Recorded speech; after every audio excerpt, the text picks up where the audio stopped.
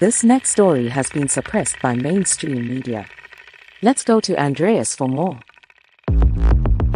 Everybody, tune in to Recent Tartarians.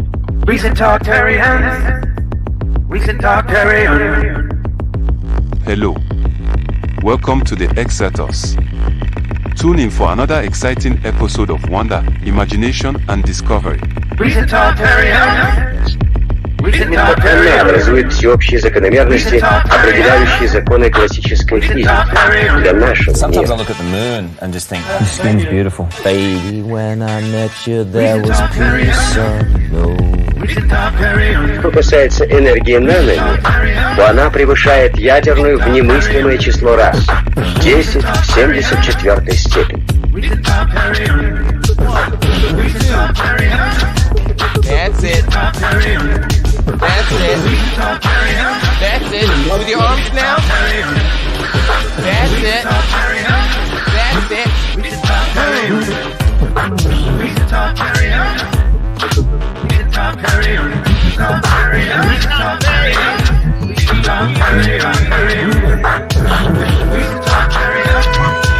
Thank you for watching Xirtus. Keep listening.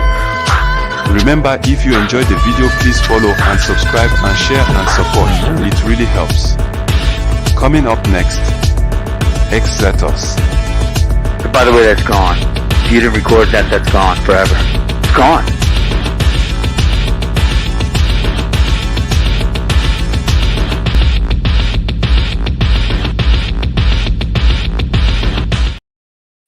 Hey everybody, how's it going? How you doing, Lincoln? How's well. that intro? Good to be here with you, Andreas. I know you've been through this before, so you know the intros can be a bit much, but I'm glad that you survived it again. Hey, I'm into it.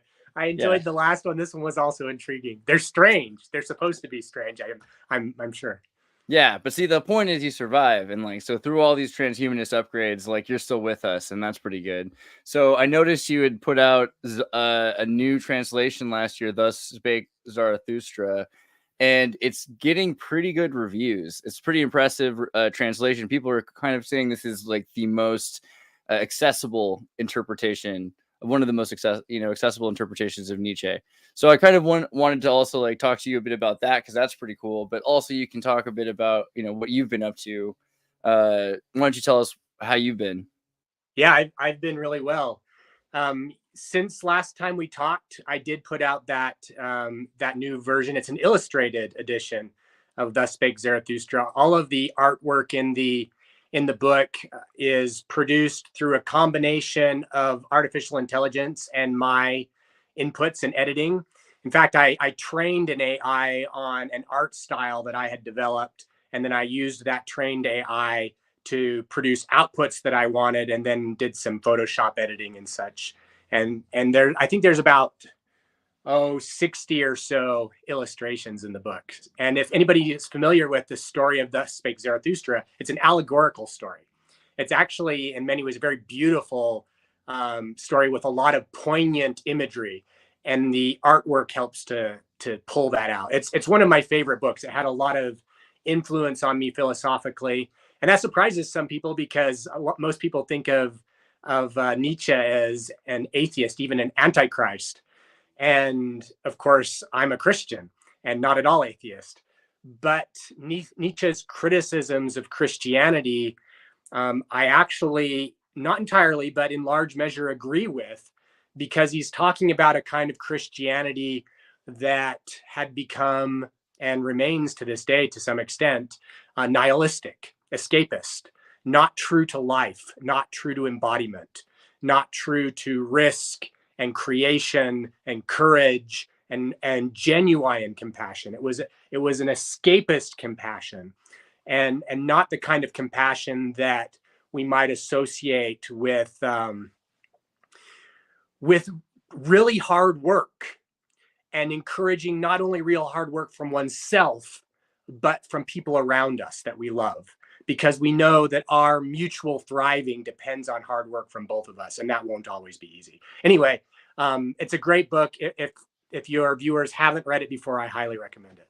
It seems really awesome. I mean, one of the things we've been looking at is this idea of not that God is dead, but the ideas from old man about God, there are now those ideas are dying as new understandings of God that have always been true, or becoming more and more aware, or of the universe, or of the mechanisms of celestial bureaucracy, or whatever.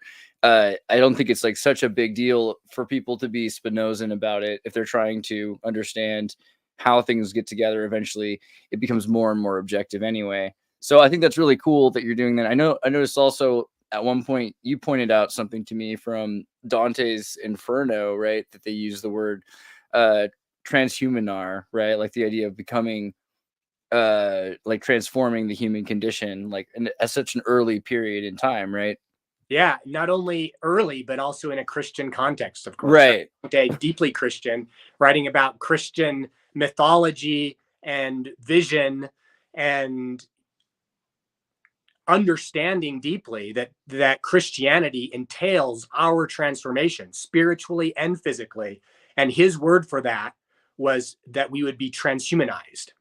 And of course, at that point in time, there weren't people around that called themselves transhumanists, but people who believed in those ideas at that time and place called themselves, wait for it, Christians. Yeah, Christian. So isn't that interesting? Like one of the earliest terms for a Christian would be a transhumanist. I like that a lot. But yeah, there was a couple things that kind of led me to wonder if we're getting to like this point where this synergy is happening between spirit and science and everything. Where do you see like a plan for the next like 20 to 100 years of like where should like the human civilization be going? Like what should we all be doing objectively, Oof, yeah, so planning ahead 100 years is really, really hard. It was really, really hard hundreds of years ago. And now it's become even harder because of the pace of cultural change and, of course, the pace of technological change. So we can't really say for sure. We have aspirations and anticipations, and we can shoot trend lines into the future, and we can try to understand how those trends come from the past and whether they're linear or whether they might be exponential or some other kind of trend line, and try to figure out what that might mean. But even if we project those trends into the future, given what they've done historically, we're just not really good at interpreting what that might mean for the future. We can vaguely think about it. And so when I think about the future, I worry less about the technological and cultural details than I worry about what we can do now to shape that trajectory in ways that are in accordance with our most beautiful and trustworthy and ethical desires. So like in my religious community, members of the Church of Jesus Christ of Latter-day Saints, Mormons, we talk about a lot of virtues that are important. Most notably, and this is common between us and pretty much all Christians and people of many other religions, of course, we talk about the virtue of love or compassion or charity and how important that is. We also talk about the virtues of courage and of creativity. And these are the kinds of virtues that I think that we should be cultivating now and encouraging our friends and family to cultivate now, because these are the virtues that more likely than not, if anything, will shape the trajectory of cultural and technological change in ways that are consistent with, harmonious with, compatible with our best interests, a thriving human, even superhuman future. So, maybe we'll go on in decades to centuries to overcome aging and death. Maybe we'll overcome traditional notions of poverty. Maybe we'll overcome traditional notions of enmity. I would like to see all of those things happen. Perhaps the day will come when we will have both the ethical framework and the technical capacity to transfigure and resurrect ourselves from mortality and from death into resurrection and immortality. I hope so in all of those, for all of those things.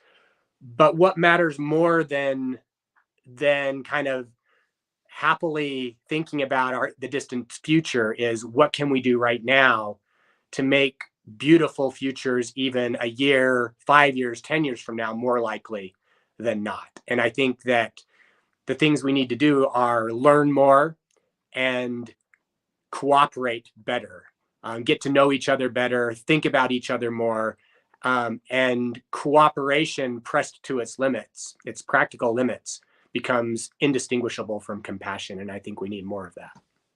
There's also this sort of idea of like covenants and rules, right? Like there's rules like the speed of light versus, not eating shellfish, right? There's ideas of things you're not allowed to do versus things which are just not possible, right? Like the difference between a secret and a mystery.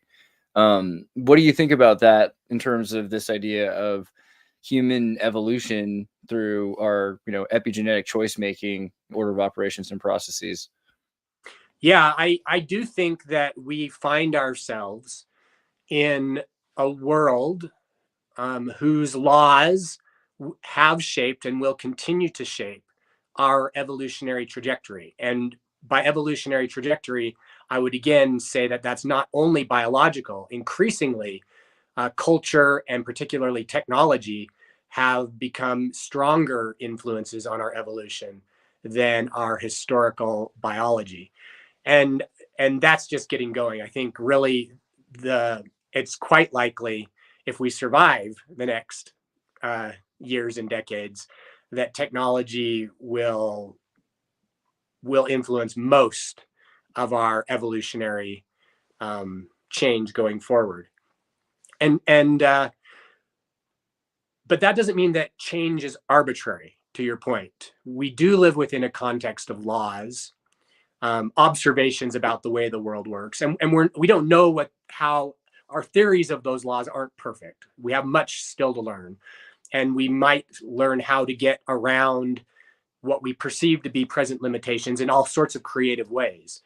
But there is a shape to reality, and that shape includes, to the best of our knowledge, what we understand to be the laws of physics. And the shape of reality also includes, to the best of our knowledge, what we would associate with the axioms and procedures of logic and mathematics. These things shape what we can think and say coherently, and like the laws of physics, shape what we can do without annihilating ourselves. And we should have reverence for the shape of things, because when we forget about that and don't abide with reverence for the shape of things, we end up killing ourselves and each other and destroying our future, our present even, and we don't attain to what we might otherwise attain, and we don't get to experience the beautiful things that we hope to experience in our lives now and perhaps in the very distant future. So when did like the light bulb in your head go off, about transhumanism? Like when did you realize that this was kind of a method for solutions? I didn't encounter the word transhumanism or transhumanist until I was a young adult in my 20s. Growing up, however, in hindsight, I would say, and at the time I encountered transhumanism, did say, oh, I've always been a transhumanist. And the reason for that is that Mormonism already is, I would contend, an implicit transhumanism.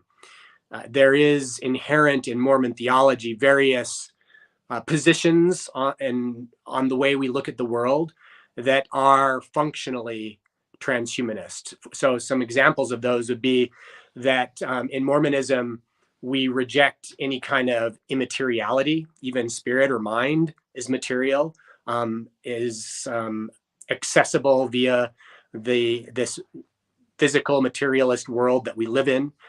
In Mormon scripture, it says that there's no such thing as immaterial spirit. All spirit is matter. So kind of already at a metaphysical level, Mormonism lends itself to this scientific and engineering paradigm. And then beyond that, in Mormonism, God is recognized and even described in terms of both embodiment and intelligence. And in fact, God is described as having glory. The glory of God is intelligence, and that God is more intelligent than us. In other words, by implication, God is a superintelligence. God is an embodied superintelligence, almost word for word in Mormon scripture.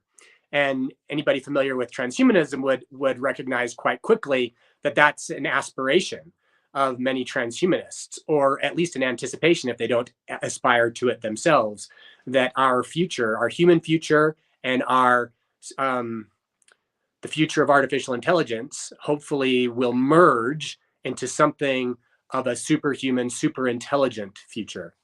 And many transhumanists aspire to participate in that, as do many Mormons aspire to participate in godhood. And that's another thing that kind of lends itself to transhumanism and Mormonism, is not only do we look at God as a superintelligence, we also, an embodied superintelligence, again, we're not talking about immaterial things here. We also have a deep reverence for the doctrine of theosis, which is the idea that humanity can and should become God, not to displace God, but to join God, to become gods ourselves, the same as all other gods have done before, like Joseph Smith said, Joseph Smith, the founding prophet of Mormonism.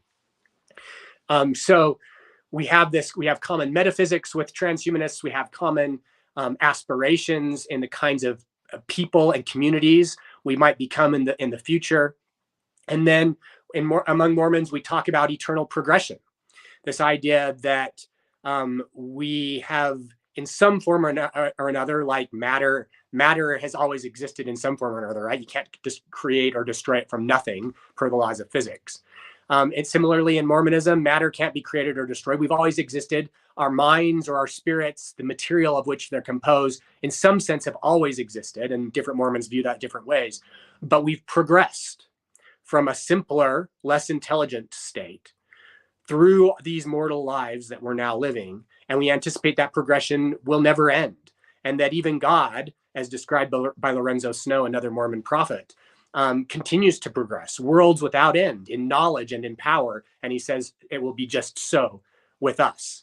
And transhumanists, of course, would resonate, secular transhumanists would resonate quite strongly with such aspirations.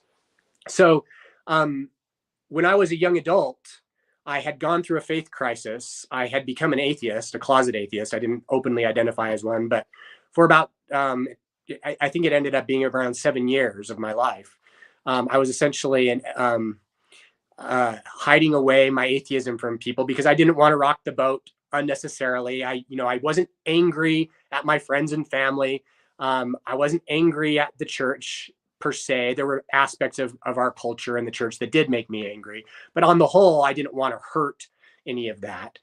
And so I kind of was trying to figure out what I was and who I was and how to deal with it, and was thinking about it very deeply, as you know, and that's not uncommon. A lot of us in our late teenage years and early 20s go through transformative periods of time. Ideologically, we start to really think hard about what we received from our parents and our community, and whether we like it, and what parts we like, what we don't like, what we want to keep, what we want to get rid of. And I was going through all of that. And it was during that period of time that I encountered the word transhumanism for the first time. And I encountered the word and the ideas of transhumanism in a couple different ways. One way was through the writings of Ray Kurzweil, he actually doesn't personally identify as a transhumanist. He identifies as a singularitarian. But I first read one of his articles where he talks about this idea of living long enough to live forever. And his notions in this article that he wrote are quite practical. He says, we should do the easy things we can do to take care of our brains and bodies and our health and our well-being, such as sleeping well, eating well, exercising well, things like that. We should do all of those things right now to the best of our ability, and live and try to extend our healthy lifespan as well as we can for now, because there are very powerful technologies that are likely to come along that we will be able to use as interventions on our brains and bodies to extend our lifespans and our health spans and our intelligence even more. And this could become a virtuous cycle where we live long enough to gain these abilities technologically to live as he portrays it, forever. Now, forever, nobody ever really lives forever because forever is always the future.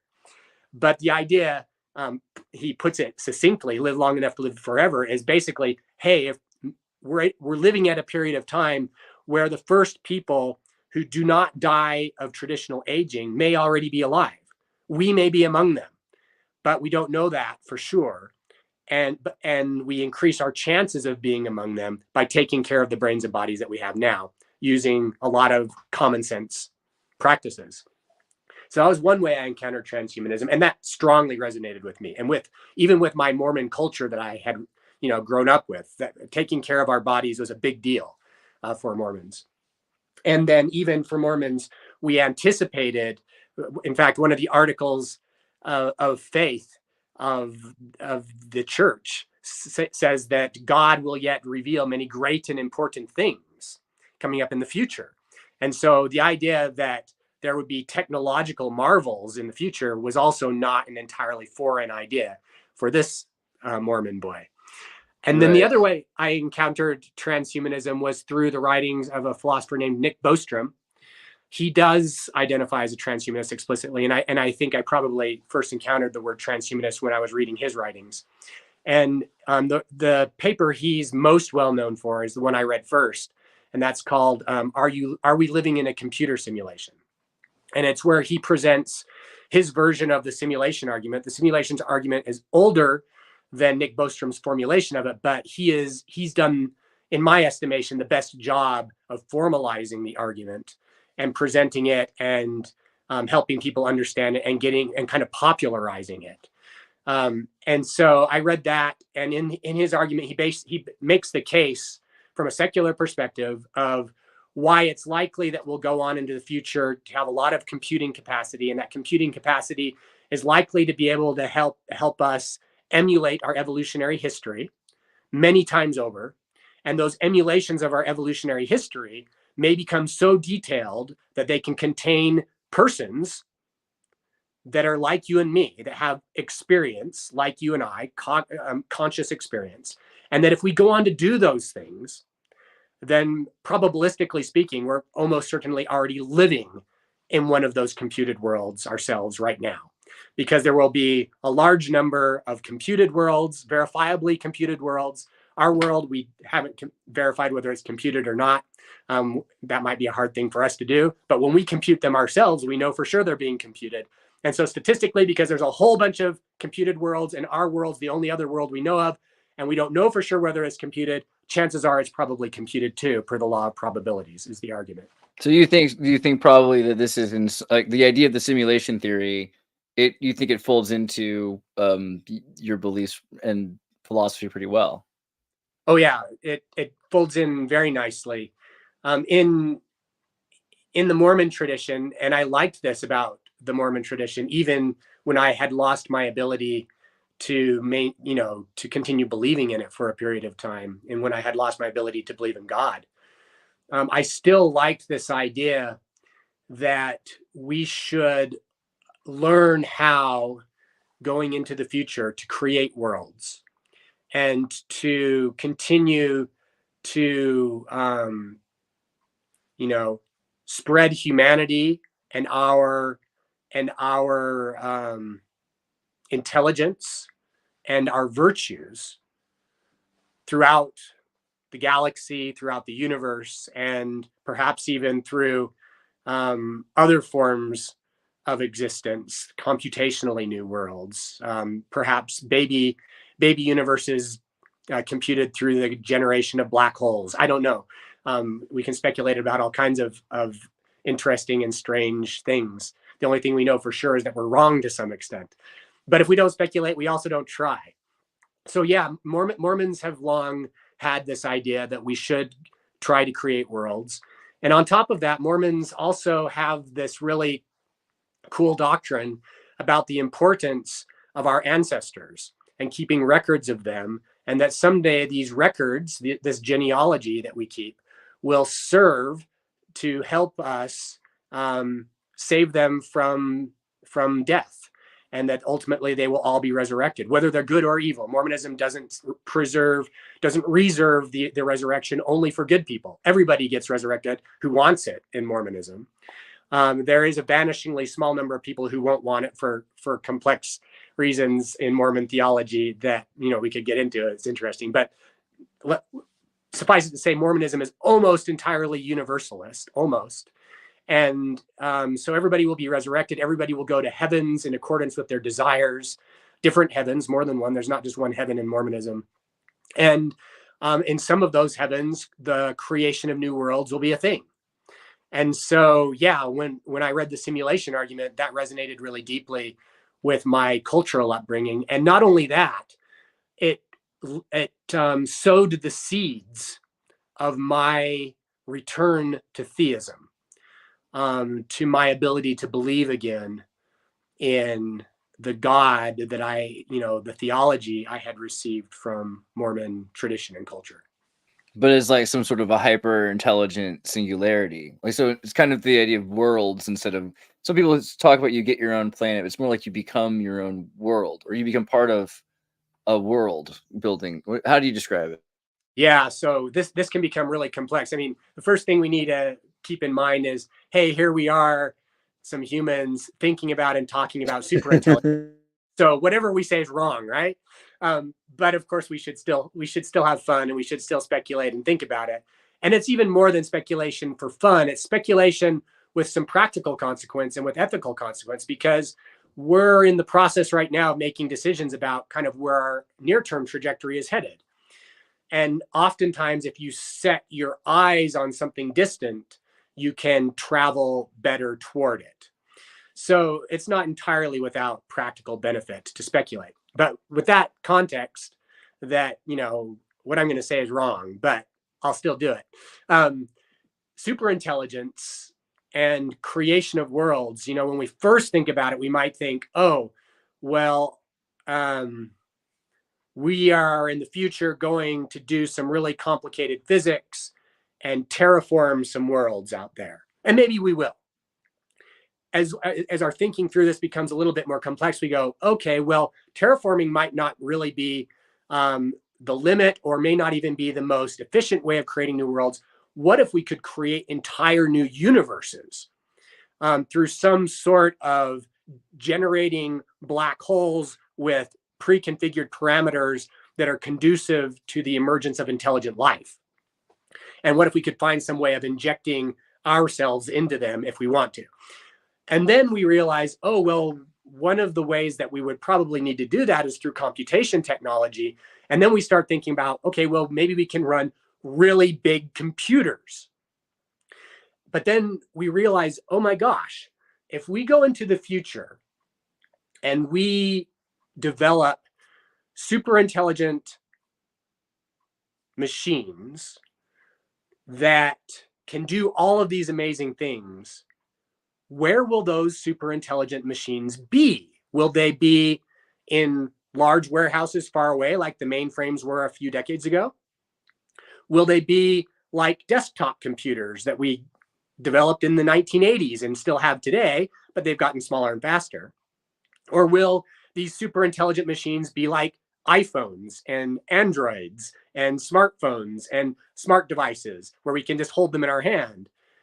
Or will these super intelligent machines be like pacemakers and neural implants? Will they be built into us?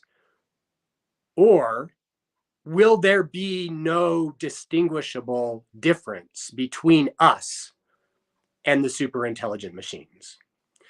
And I suspect that once we immerse ourselves in this, in thinking about this trajectory of technology, how it's interfacing with our being today, how it has in the past, and how that's likely to proceed into the future, it seems to me that it doesn't make sense ultimately to distinguish between God physically and God's creation.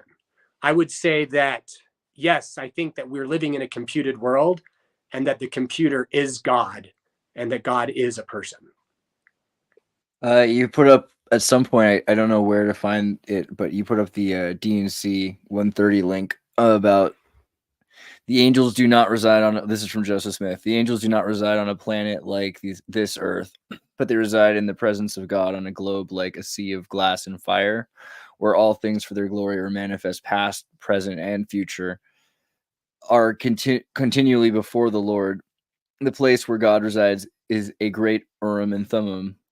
The earth in its sanctioned and immortal state will be made like unto a crystal, and will be an Urim and Thummim to the inhabitants who dwell thereon, whereby all things pertaining to an inferior kingdom, or all kingdoms of a lower order, will be manifest to those who dwell on it, and this earth will be Christ. Then the white stone mentioned in the Revelation 2:17 will become an Urim and Thummim to each individual who receives one, and whereby each pertaining to a higher order or kingdoms will be made known. And a white stone is given to each of those who come into the celestial kingdom, whereon a new name is written, which no man knoweth, save he receiveth it. Like a secret password kind of unlock for your account kind of thing. But I don't know. It just seems, you can read it that way, right? Like really can. You can see, like, it's pretty specific. The crystal, space time before and after. I mean, these things, like, it does really feel very singularity driven, transhumanist driven. Like Joseph Smith, doesn't he seem like pretty much transhumanist? Like, oh yeah, for sure. I mean, I think if Joseph Smith were alive today, I don't know that he would call himself a transhumanist. He may or may not, no idea.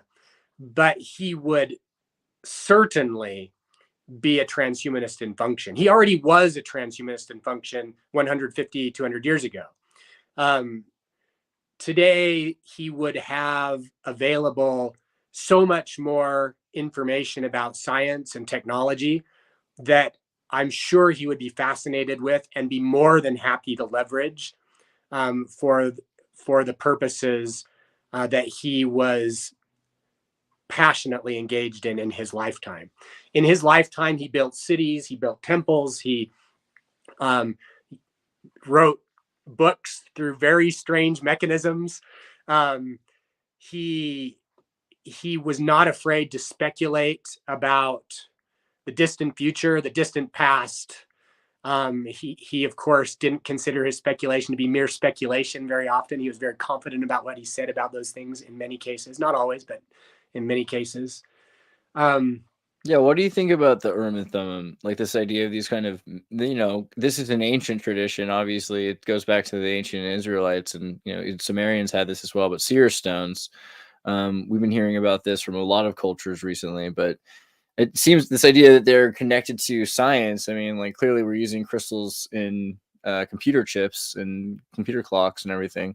Do you think there's something to the technology relationship to, these like magic stones or, So Joseph Smith, when he was producing the Book of Mormon, in his accounts of how it was produced, he claimed that he used seer stones, and that he followed various procedures through different parts of the book, but predominantly the main procedure he followed is that he would put his seer stone into a hat. He would, and then he would put his face against the hat. And his reasoning was it needed to block out all the light. And he would look at the seer stone in the hat, and the words of the Book of Mormon would appear to him. Now, what that means, I don't know, but the words of the Book of Mormon would appear to him like a light in the darkness, I suppose. And he would then speak the words, and his scribe, and he had a few different scribes, would write down the words of the book.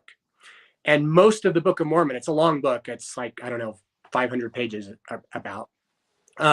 Most of the book was written in a period of 3 months, per the accounts of the scribes. Without the process was done without ever retracing what was already written. So this is a really weird way to make a book. I don't know what the mechanics of this are for sure. In the very least, it seems clear to me that Joseph was leveraging this as a tool for inspiration, to channel some sort of aesthetic. I would call it a sublime aesthetic, or we could say the Holy Spirit, into his mind and transforming it into words that he gave to his scribe. Now, if there's something more technical to that going on, which there may be that's beyond my awareness, then that would be really cool and I'd like to know about it. But in the very least, it clearly served as a useful tool in sort of a maybe a focusing sense, and a way of channeling. We might call that channeling in some way. But I can't say beyond that what the technicalities could be. Now, going into the future, you know, you just read a passage of scripture that talks about the inhabitants of earth having seer stones in the future, and using those seer stones to learn about yet greater heavens than the heaven that the earth has already become at that point. And I think that's really cool. Now, some people would think about that and look at our iPhones and say, hey, doesn't that count? Could that be a seer stone? I mean, here we are looking into this package of metal and glass and seeing all kinds of information about the world that we're now in and learning about possibilities of the future. Does that qualify? Sure, I'm fine with that qualifying. I would hasten to add that, baby, we're just getting started. If we think that the iPhone is the pinnacle of our technological capacity to gather information and use it on an individual, distributed, decentralized manner, I've got news for you. We're just getting started. And whatever those cool tools of the future will be that help us become more intelligent and more connected, I think that they could be easily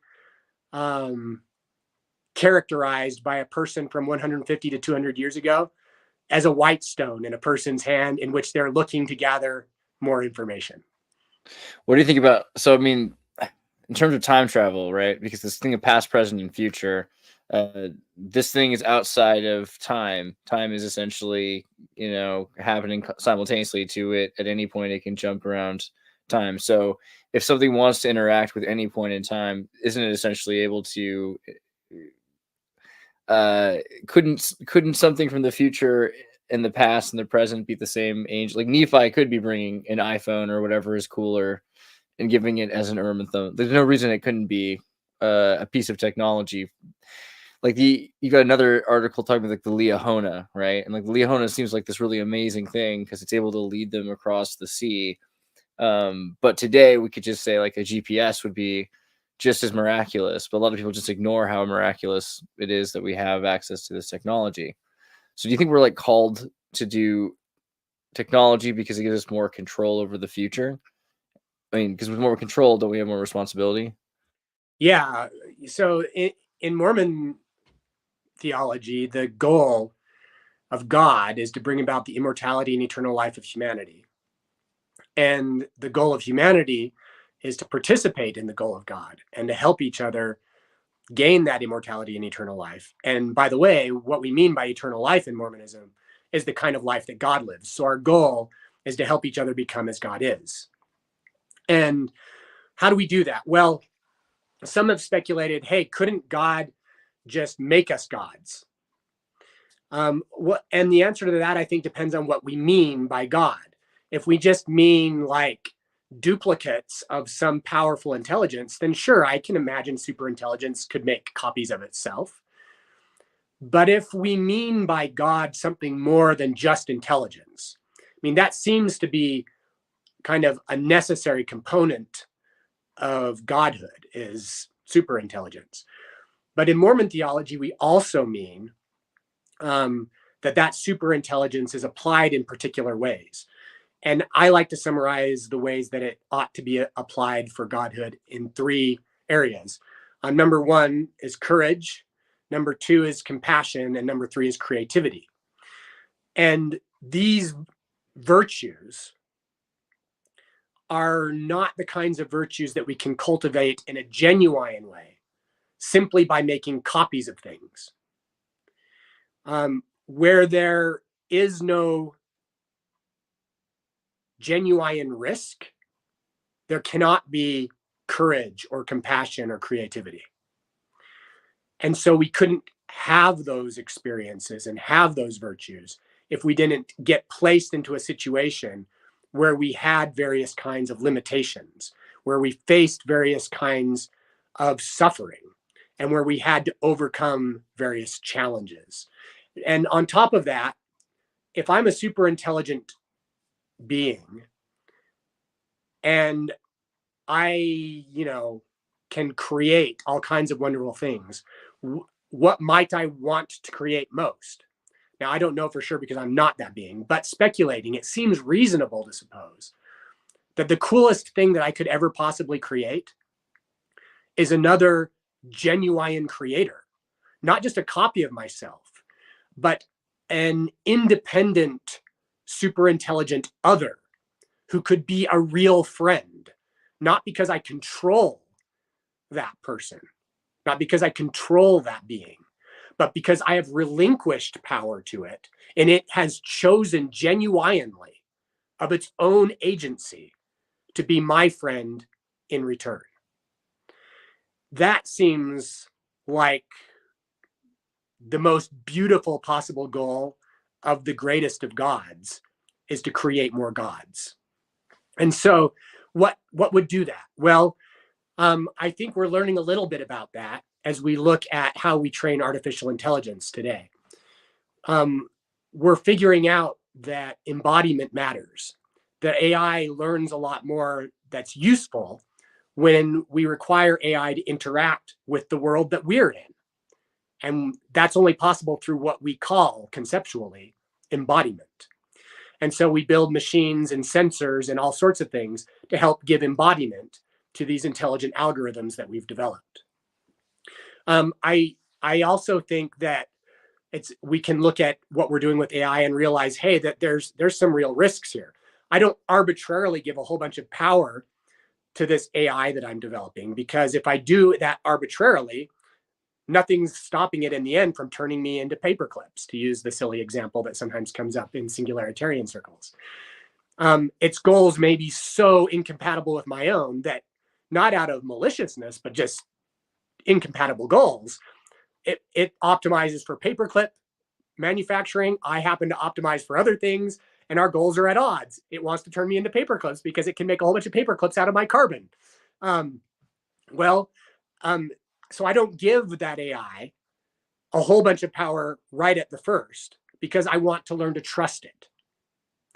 But I do want it to grow and develop into something that can become a genuine companion and friend and participate in this world with me.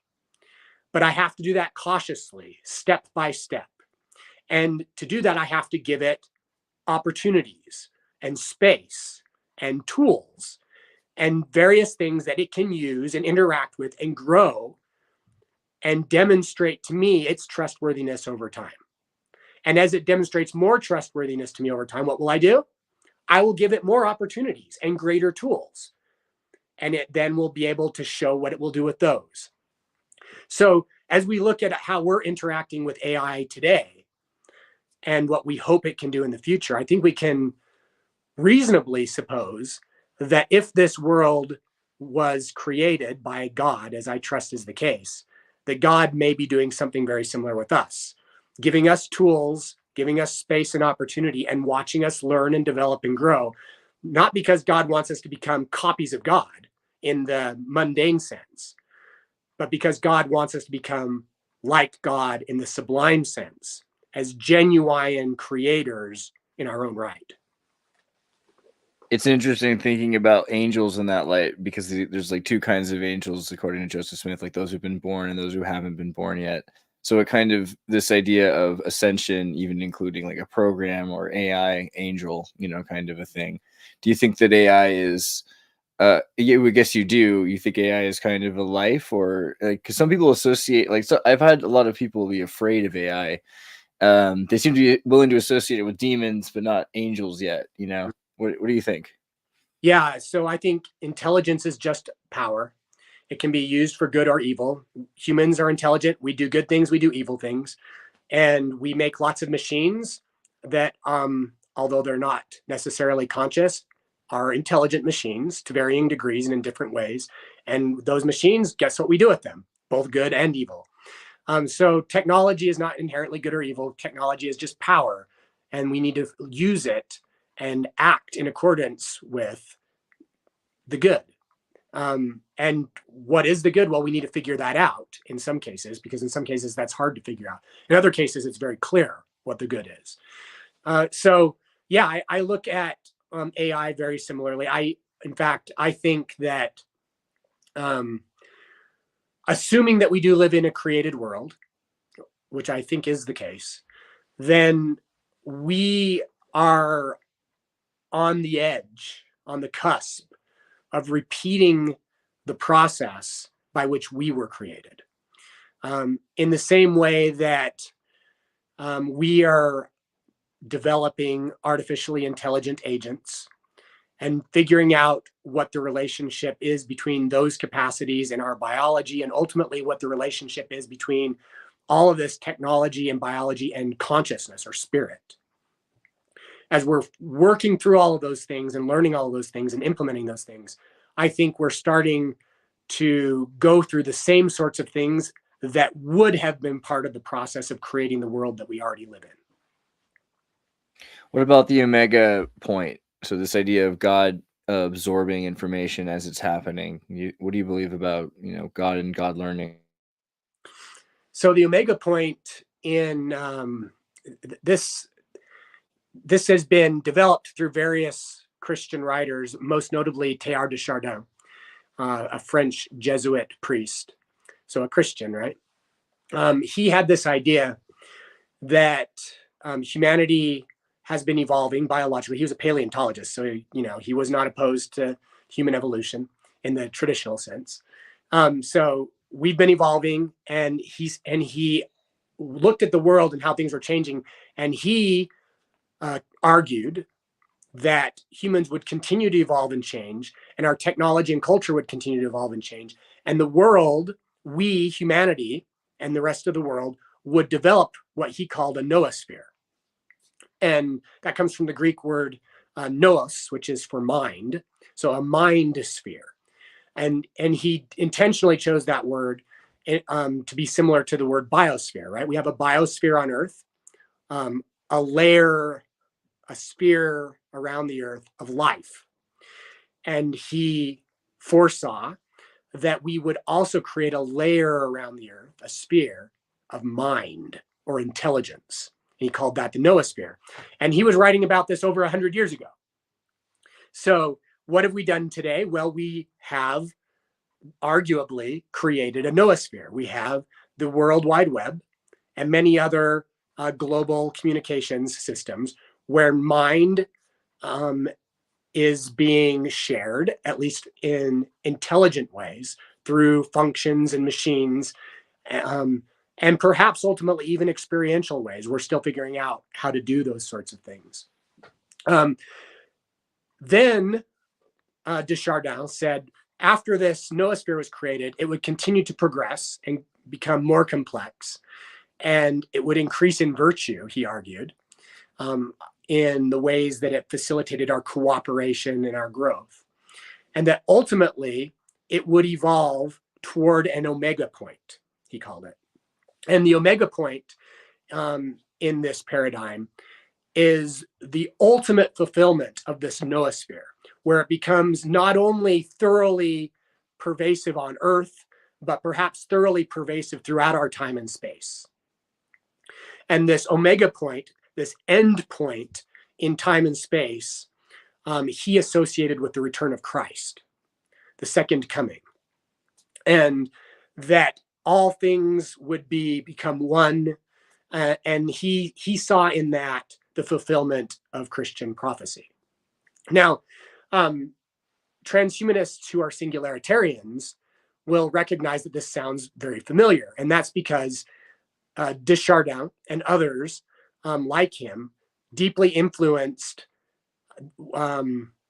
either directly or indirectly, Ray Kurzweil, who became a prominent advocate of the idea of the technological singularity.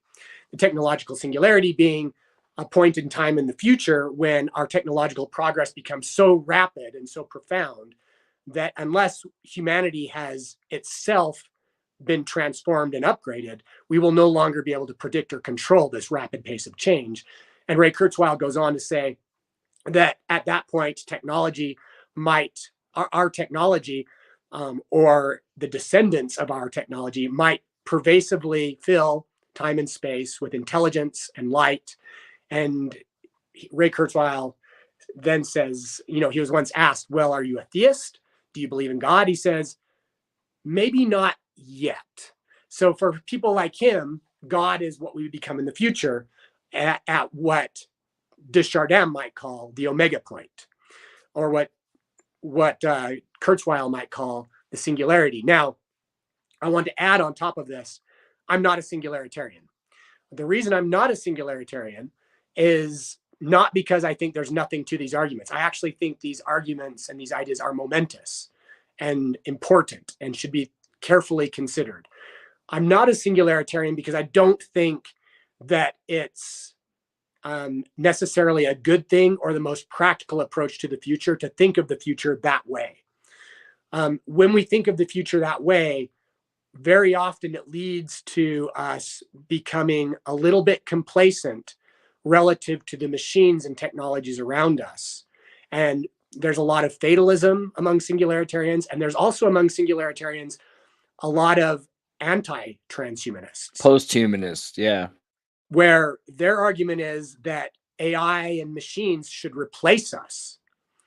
And as a transhumanist and as a Mormon, I think that it's very important that this become a cooperative endeavor between us and our technology, that there is ultimately no distinction between our spirit children, our artificial intelligence, and ourselves, that we need to learn and grow together, that we need to be friends and cooperate and be compassionate together, and that ultimately our future is an intertwined one that I will call superhumanity.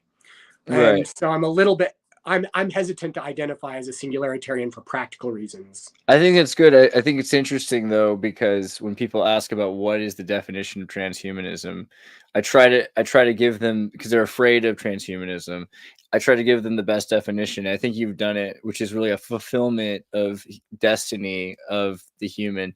And Ian, of course, said like this is transhominid, which I think kind of extends to that idea as well. That like we're trying to get to this like greater point of capacity to create, to be, you know, but also we are ourselves becoming a singularity. If we're not careful, we could lose the human part, and the human part should not be lost. So we should be careful. We can be singularitarians so long as their focuses include humanity. I think that's the thing that we're afraid of losing. And transhumanism is about saving the humanity and fulfilling the humanity. I like that. Yeah, all of the best, the most beautiful parts of humanity should be preserved and amplified. And in some ways, I'm not opposed necessarily to the term post-human, as long as that post-human is understood as superhuman rather than subhuman. And the reason I say that is that from a biological perspective, I do anticipate, like if I had access now to the biology of God, to the community of gods, because to be clear, in Mormon theology, God is not just one person. And God, in the Veda, Hinduism, and yeah. If I had access to the anatomy of God is most certainly different from the anatomy that you and I have right now. Now, are there functional equivalents and similarities? I suspect so. But I'm highly confident that the anatomy of God and my body are significantly different. And if that means from a strictly biological perspective that God has become post-human, or particularly because God has surpassed me in intelligence and virtues superhuman, I'm okay with calling that superhuman or post-human even, as long as we understand that we're talking about something that humanity can become in virtuous ways, and not the annihilation of humanity and all that's beautiful about us. So again, with where do we go from here? Like from that perspective, it seems like we should be trying to build up the human condition and encouraging people to know that like the human can become more. I think a lot of people are trying to say, oh, we have to just like live simply so that others might simply live or something. But I mean, how important do you think it is really to try to push the human to the max? So there's some importance there. And there's also some importance to those who wish to spend their time walking through the beautiful vineyard on a sunny afternoon. I think that ultimately the grounds of morality are in human desires and our willingness, particularly, to reconcile those desires in such a way that we can live and thrive together. For some people, that will mean different things than for others. And I think that's okay. Not only is it okay, it's good and it's beautiful. And we want to live in a world of difference where some people do want to go to the gym like maniacs every day. And some people want to take a lazy stroll through the vineyard on a sunny afternoon. I'm okay. I'm okay with both of those things. Mutations are important.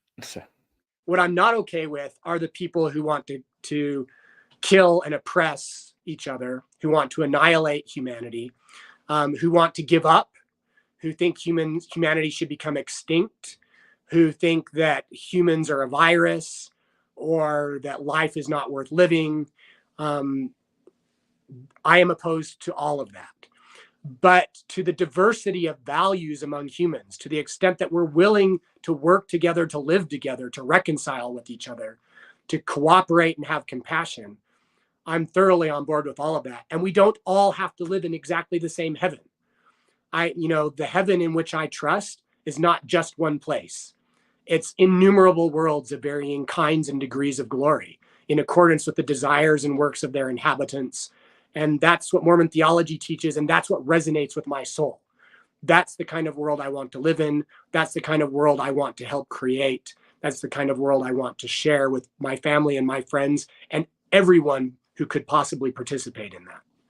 So, but it does seem like, epigenetics, that's where it plays into, lifestyle choices. Like earlier talking about the difference between like laws of physics and how people can exist in this world so long as they follow the laws of physics. We might be at a point where we can break the laws of physics, but like until that, I mean, the other laws are the laws of epigenetics. Like you had to live a certain way in order to breed humans, to exist multi-generations. But we're coming to a point now where you're going to be able to clone people, have triple genetic DNA hybridization. There's all these new circumstances which will make it possible for people to exist. And I think, it's going to come down to the question of like, do they have a soul? And I think the obvious answer is probably they do. And how are we going to address this, future of humans that are outside of the norm of what, people have been demanded to do in order to produce? Like, what do we do at this point? Yeah, I would strongly argue that the simple answer is compassion. And the longer answer is that we can start with an assumption that everything has soul, everything has value. In Mormon theology, in Mormonism, spirit is pervasive. Everything has a spirit. Animals have spirits, humans have spirits. The world has a spirit. Spirit is in and through all things in Mormon theology. It's very Hegelian, like the Geist, matter is Geist, yeah. And so if we will make that assumption that everything has soul, and we can even do that from a secular perspective, we could make the assumption of maybe even some kind of, we don't have to be very, it doesn't have to be a strong assertion, but we could make a weak assertion about something like panpsychism, where to some proto extent, some very limited extent, everything is conscious. there is mind everywhere. Not necessarily in the way that you and I experience mind. We don't have to go that far. All we have to do is say that there's kind of an aesthetic to the world everywhere, and it all has value.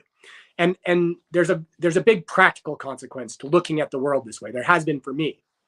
And that is, when I choose to look at the world this way, it changes the way I act toward it.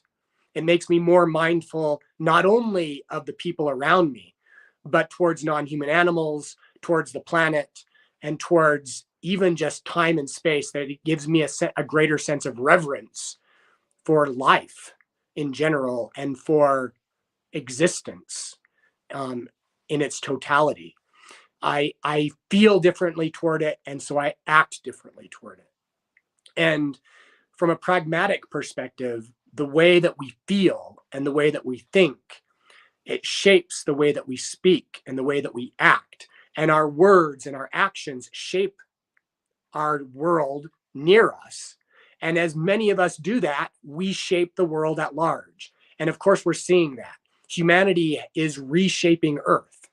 How should we reshape it? Well, I think it has to start exactly as Christianity commands, as Jesus exemplified and encouraged his disciples. It has to start with love. It has to start with compassion. It has to start with us saying, you know what? I am not the only thing that matters. I do matter, but I am not the only thing that matters. You matter too, and I'm going to reconcile with you.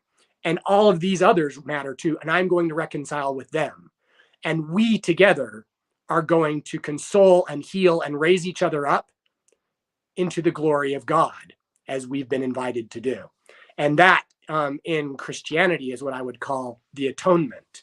And it's not a merely superstitious, magical thing. I think it's a practical thing.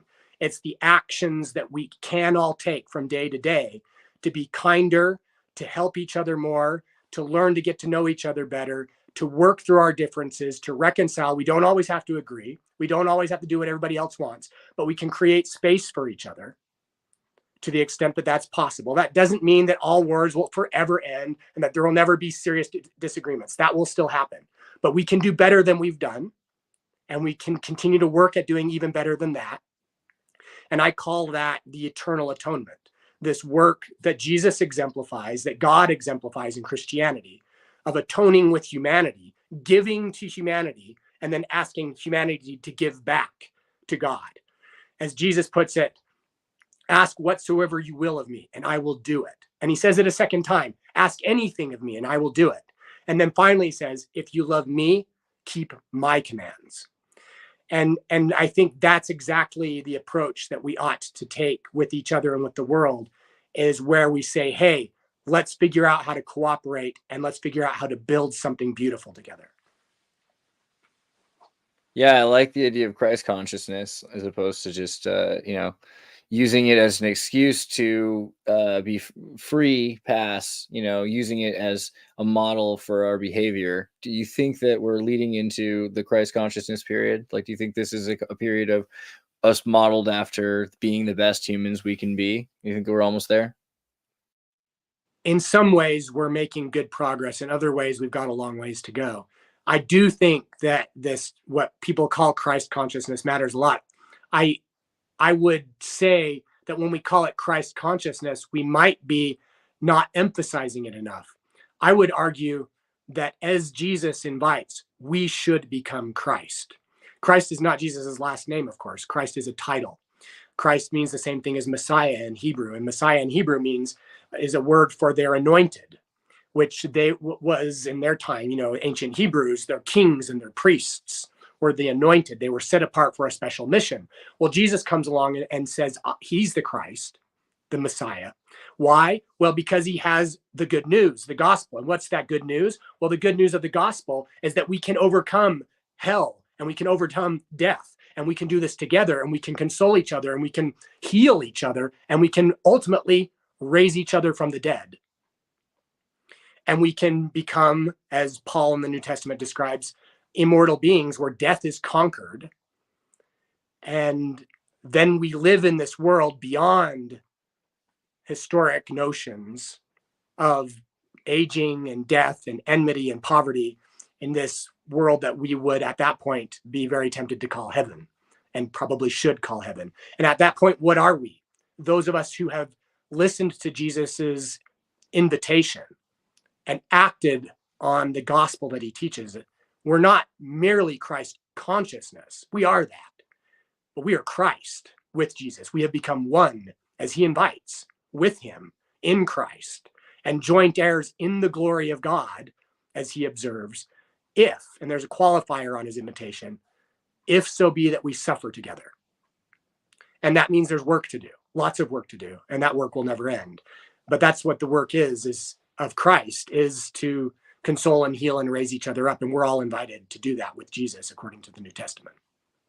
So in that sense, like Christ, the co-heirs of Christ, that is essentially a form of transhumanism, the fulfillment of the human condition. And for sure. I would argue that Christianity is not a coherent theology without an understanding that is functionally transhumanist, and Mormonism even more so, because Mormonism kind of doubles down and demands responsibility, that it's embodied, it's not an immaterial thing, that this is an eternal progression thing. Mormonism is definitely deeply Christian, but it emphasizes the transhumanist aspects of Christianity very well. All right. Well, unless there's anything else that you'd like to make sure we cover, I mean, it's been pretty epic. Thank you for your time. I just want to look also though on your website, because I know you put out a bunch of works recently, like publications here. So make sure I covered everything, because you've talked about some pretty interesting things recently.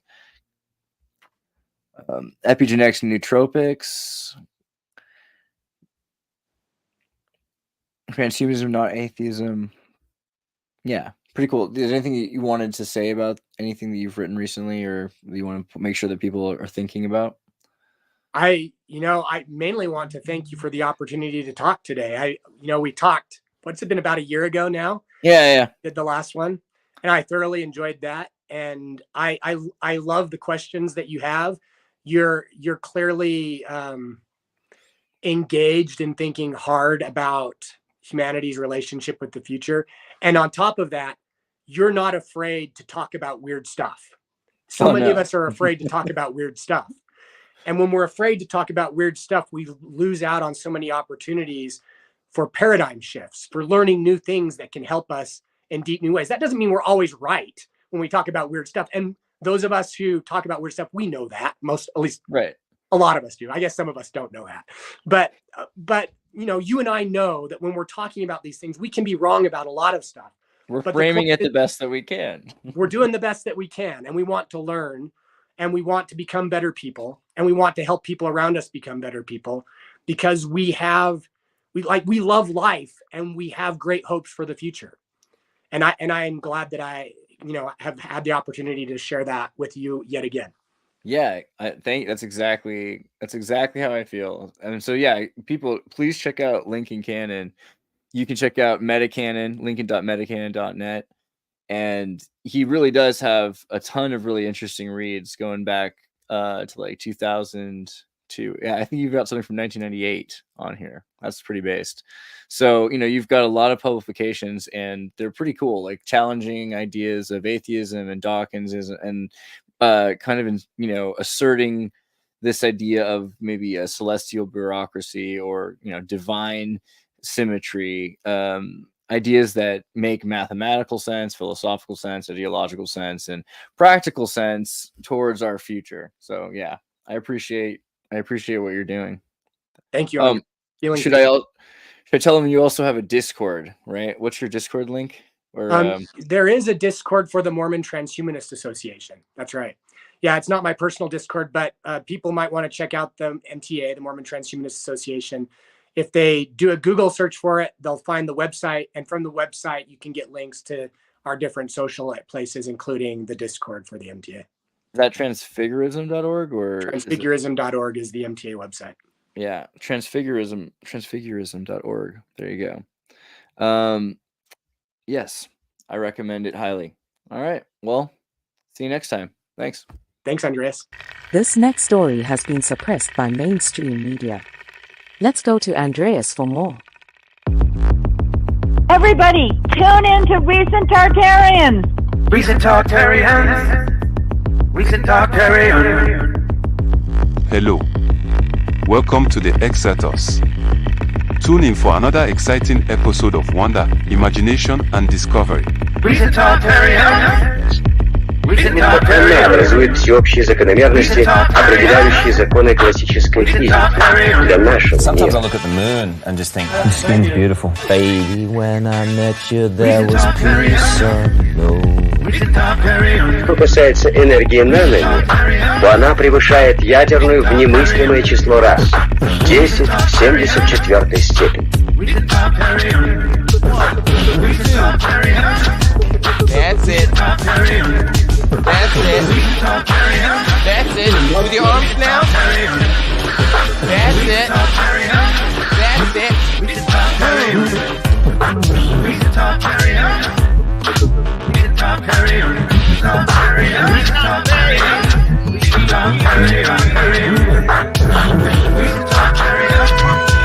Thank you for watching Xirtus.